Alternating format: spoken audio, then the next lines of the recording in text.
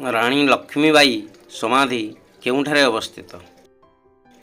ଉତ୍ତର ଗ୍ୱାଲିୟର। ଗୋପାଳକୃଷ୍ଣ ଗୋଖଲେଙ୍କ ରାଜନୈତିକ ଗୁରୁ କିଏ?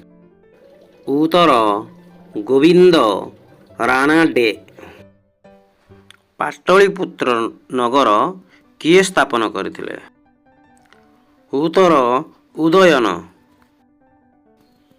ହିନ୍ଦୁ ଓ ମୁସଲମାନ ଏକ ସୁନ୍ଦର ବନ୍ଧୁ ଅର୍ଥାତ୍ ଭାରତର ଦୁଇଟି ଆଖି, ଏହି କଥନ କାହାର ଥିଲା?